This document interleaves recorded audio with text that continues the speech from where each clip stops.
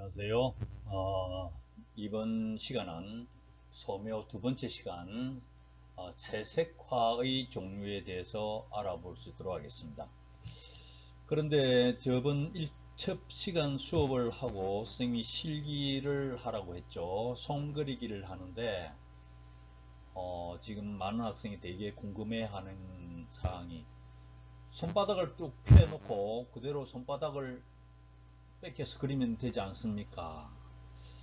지금 실기는 관찰을 해서 표현하는 연습이에요.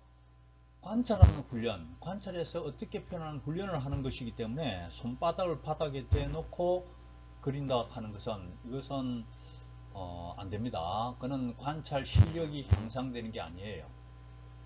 실력 향상을 위해서 우리가 공부를 하고 실력 향상을 위해서 우리가 미술 기초를 실기를 하고 하는데 전혀 실력 향상과 상관없이 바닥에 손바닥을 대놓고 연필로 갖고 보고 뺏기는 이런 식으로 실기를 하는 것이 아니라 직접 관찰하면서 보면서 손바닥이든 주먹이든 혹은 손가락을 패든 여러가지 방법으로 관찰을 해서 그리는 것, 이 관찰 훈련입니다. 그래서 너무 부담감 가지지 말고 A4지에 자기 손을 보이는 대로 그냥 그리면 돼. 못 그리면 어때? 여러분들이 모두 미술대학 학생도 아니고 또 미술대학 진학하기 위해서 뭐 예고 갈 학생들도 아닌데, 물론 한두 명 있겠죠.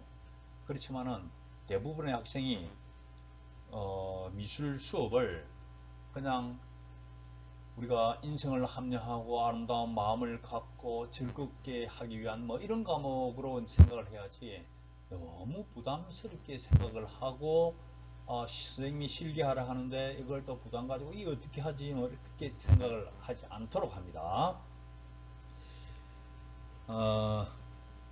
오늘은 지금 마이크 상태라든지 뭐 저번 시간보다 좀 낫죠. 미술실에 컴퓨터가 바뀌었어요. 여러분들과 수업을 좀 잘 하기 위해서 컴퓨터가 바뀌는 바람에 소리도 좀 깨끗하게 녹음도 되고 그럴 거예요. 자, 이번 시간에는 이 재료와 기법으로 보는 소묘와 채색화의 종류 이렇게 해놨는데, 자, 채색화의 종류 한번 보도록 합시다. 학습 목표가 뭐냐? 학습 목표는 소묘와 채색의 다양한 재료와 표현 기법을 이해할 수 있다. 표현 기법을 이해할 수 있다. 이번 시간을 공부를 하면은 이것은 어떤 그림이다, 어떤 그림이니까 어떤 재료를 사용을 했다, 어떻게 표현을 했다 하는 것을 알 수가 있습니다. 자, 그러면 제일 먼저 프레스코화가 뭐냐? 프레스코화. 지금 요게 그림이 누구 그림이에요?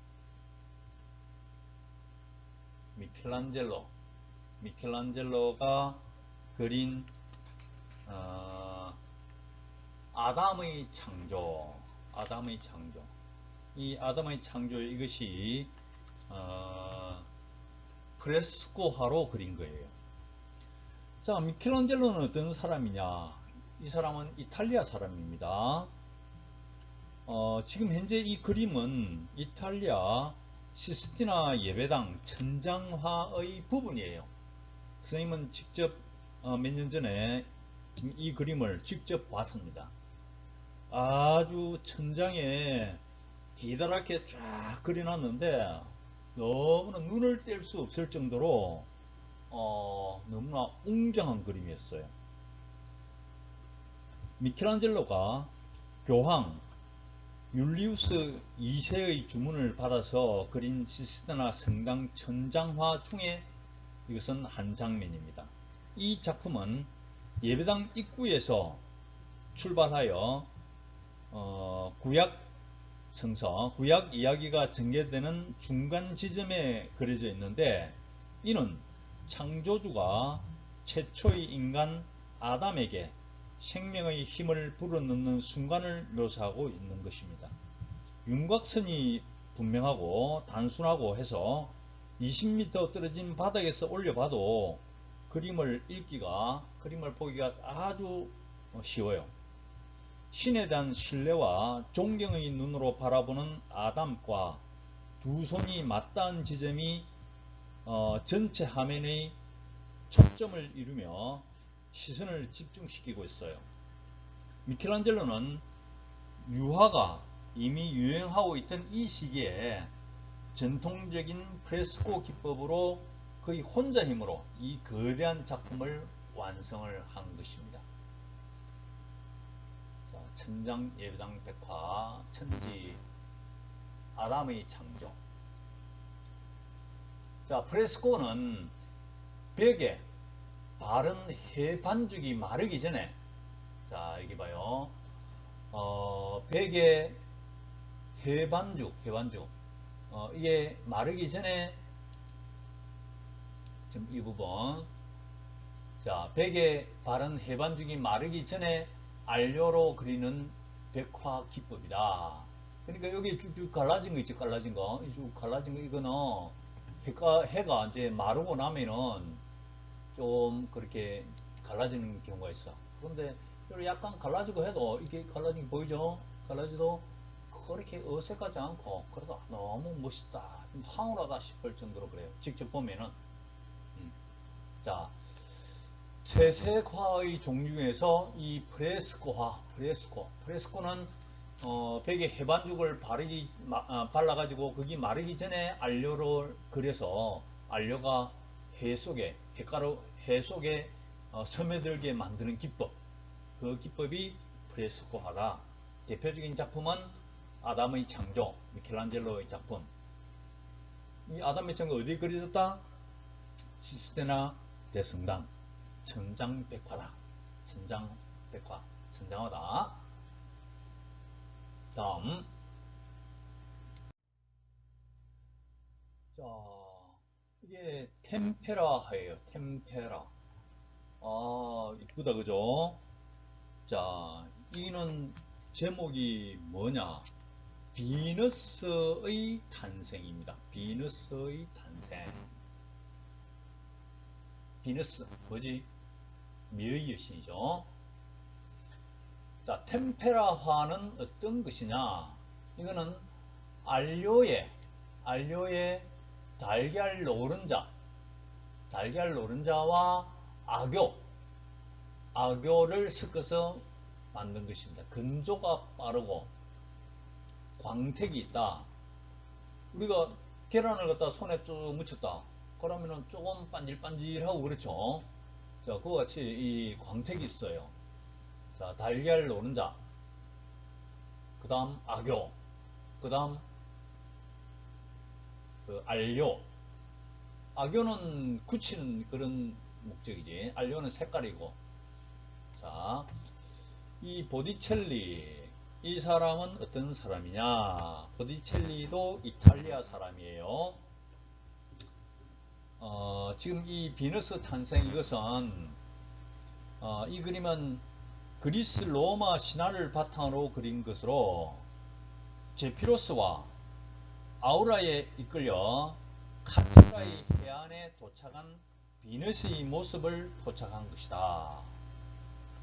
조각같은 미의 여신은 봄의 여신을 환영하며 조개 껍질 위에 서가 있어요. 자연스럽게 흩날리는 머리카락은 사실적으로 묘사되어 있으나 도자기의 표면처럼 매끈하고 부드러운 피부는 근육이 느껴지지 않고 비현실적이어서 신의 존재를 느끼게 하는 그런 모습. 자, 다음에 그 고전주의, 고전파, 낭만파, 자연파, 인상파 쭉 미술사에 대해서 공부할 거예요. 3학년 때. 그때 되면은 이 비너스의 탄생, 그때 다시 한번 보도록 하겠습니다.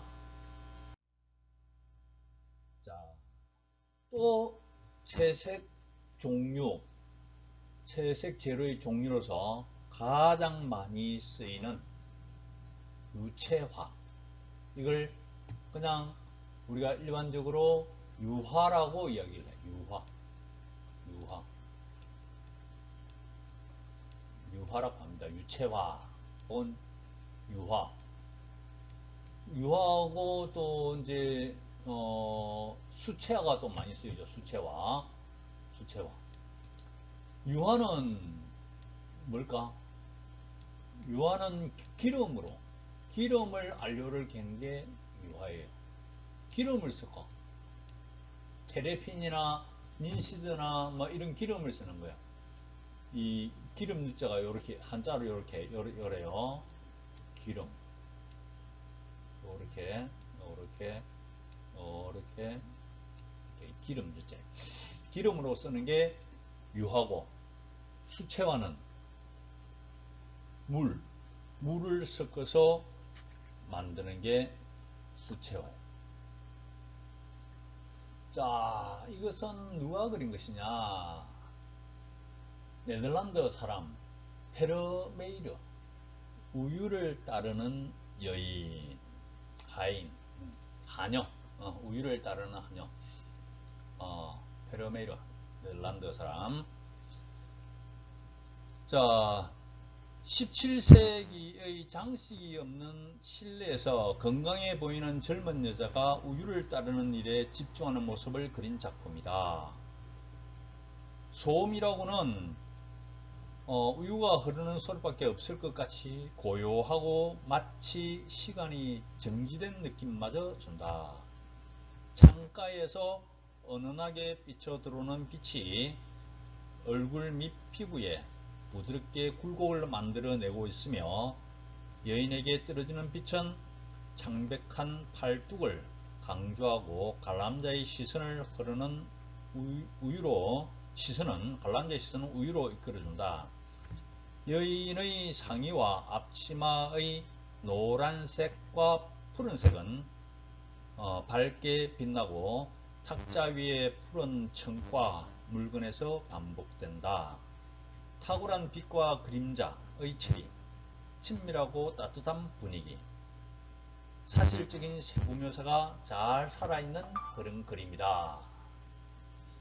자, 유화는 알루에다가 테레핀이나 닌시드 이런 식물성 기름을 섞어서 그리는 그림인데, 세월이 흘러도 잘 변색이 되지 않아. 그래서 오랫동안 이게 변색이 되지 않고 보존이 가능합니다. 그래서 작가들이 유화를 많이 써요. 다음, 조금 전에 서양화에서 가장 많이 하는 수채화와 유화 이야기했죠. 수채화는 이 물입니다. 물 숫자. 수채화. 아주 투명하고 밝고 갱쾌한 느낌 나죠. 자, 이거는 누구 그림이냐? 이는 미국 사람이네. 사전트. 자, 레바틴 항구에서. 근데 이 수채화 그릴 때 이 바탕은 뭘까요? 보통 종이에요. 종이. 그럼 유화는 캔버스는 재료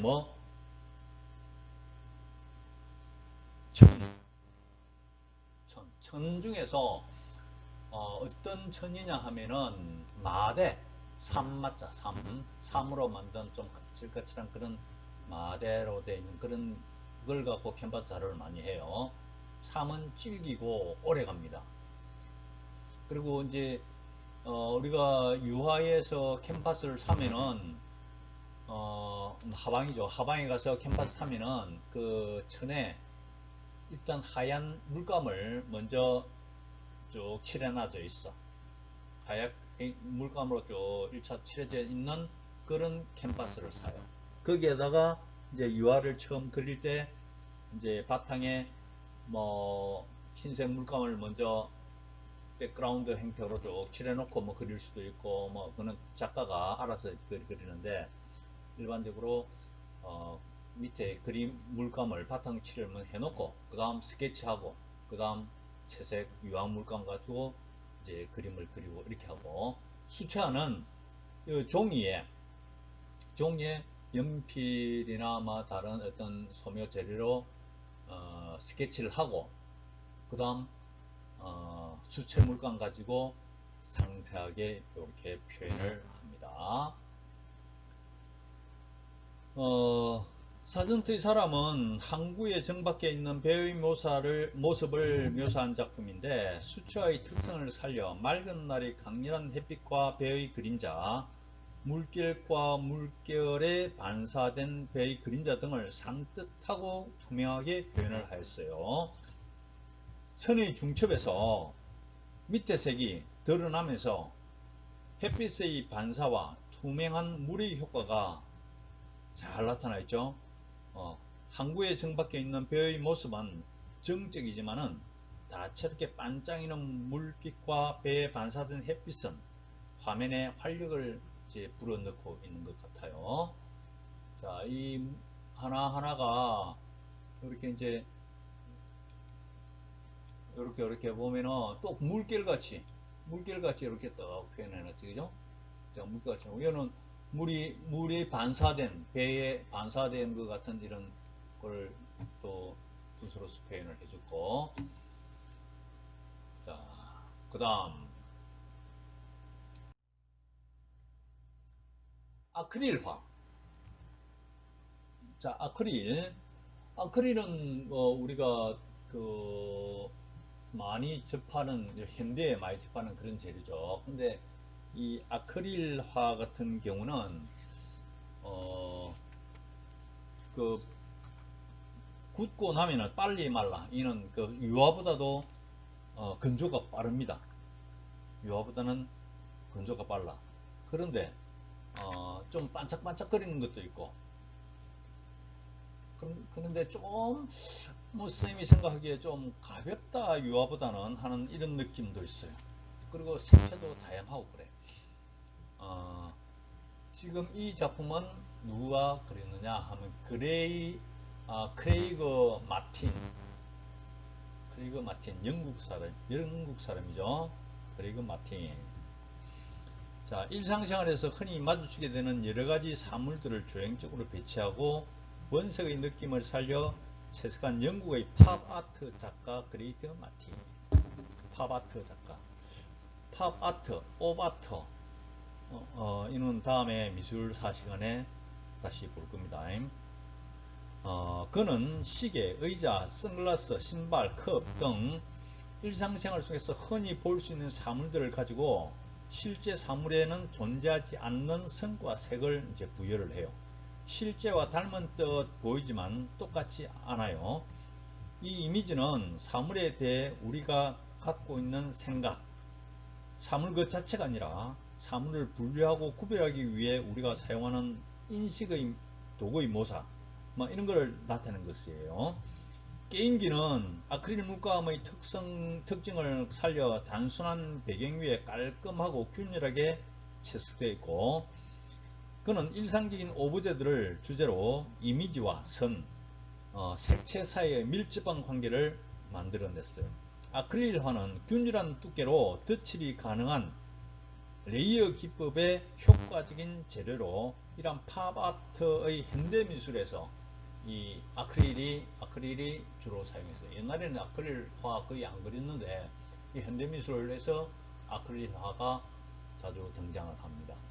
합성수지에 물을 섞어 그린 것이다. 색이 선명하고 건조가 빠르며 부착력과 내구성이 강하다. 불투명의 효과를 모두 나타낼 수가 있는 것이 아크릴화의 특징이다. 아크릴화의 특징. 물을 섞는다. 수채화, 물을 섞는다. 유화, 기름을 섞는다. 이런 아주 상식적인 내용입니다. 알아야 됩니다. 그 다음 과슈화.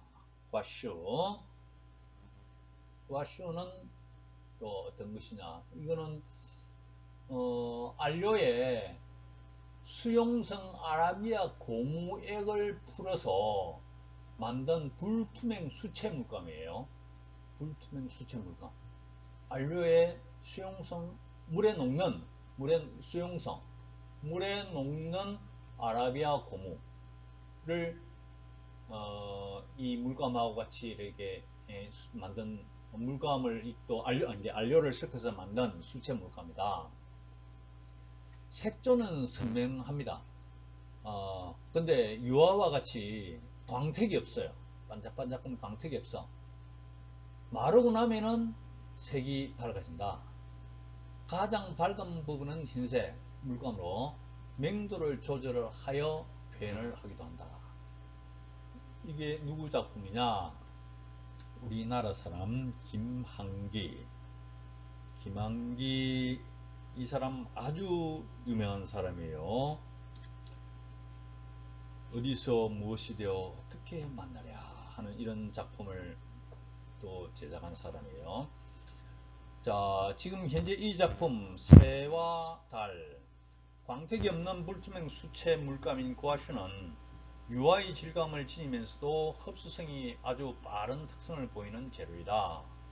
김한기는 과슈를 이용해 한국의 자연을 닮은 산, 월, 산과 달과 순수한 추상으로 이어지는 점, 선, 면을 즉흥적이고 생동감 넘치는 작품으로 완성을 하였어요. 이 그림에서 새와 달은 단순한 형태와 한국적 색감으로 단순하게 추상화되어 있어요. 지금 이거는 새인데, 새같이 보이죠? 새인데, 자, 이거는 산, 자, 뭐 달. 응? 근데 선생님이 설명 안 하면 산이다 달이다 잘 모르겠지. 자, 이는 자연. 자, 추상화 거의 완전히 반추상화지. 완전 추상도 아니고. 자, 보름달이 은은하게 떠있는 푸른 밤하늘을 날아가는 한 쌍의 흰색. 자, 무한한 상상력을 열어주며 아득한 그 우주 공간감을 느끼게 합니다. 그렇죠? 자, 김한기. 자, 오늘은 여기까지 하는데, 자, 지난 시간에, 앞 시간에 이어서, 이제, 자신의 한쪽 손, 형태를 자유롭게 만들어 정밀하게 관찰하여 사실적으로 표현한다. 좀 해놨는데, 중요한 건 관찰이에요, 관찰. 지금 관찰을 훈련을 하기 위해서 여러분들한테 필기하라 하는 거예요. 다음에 학교 와서 미술 시간에도 관찰해서 표현하는 방법을 많이 할 겁니다. 그리고 그 실기 수행평가도 관찰해서 표현하는 것을 평가할 거예요. 그래서 지금 그 수행평가를 대신해서 지금 훈련을 한다 생각을 하고, 보고 뺏기면은 그거 절대 훈련이 안 돼. 보고 뺏기지 말고 관찰하는 훈련을 합니다.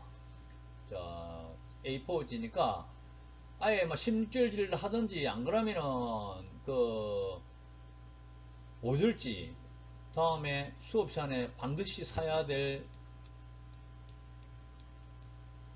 스케치북이에요. 스케치북 5절지 스케치북.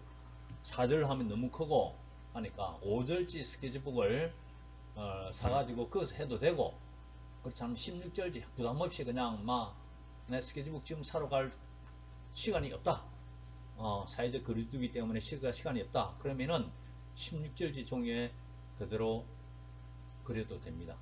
자, 완성 후에 사진을 찍어서 이제 올려주고 또 딱 갖고 있다가 다음 미술 시간에 제출하도록 합니다. 자, 학습 내용 정리하기. 여러가지 채색 재료 어떤 것들이 있느냐? 프레스코와 템페라와 유체 물감, 유화, 수채 물감, 수채화, 아크릴 물감, 아크릴화, 과슈 물감, 과슈화. 자, 이런 다양한 재료들이 있습니다. 각기 여러가지 다들 특징이 있어요. 그런데 여기에서 일반적으로 그 서양화에서 많이 사용하는 재료가 이 유화, 유체물감이에요. 유체물감. 자, 밝고 경쾌하고 이 투명한 이런 그 효과를 주는 거는 수채물감.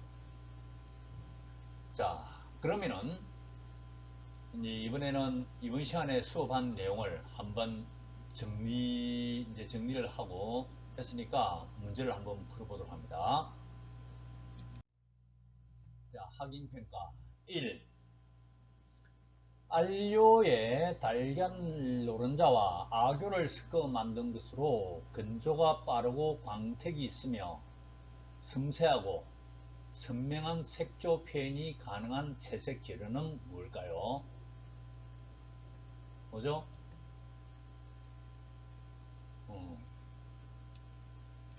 맞을까?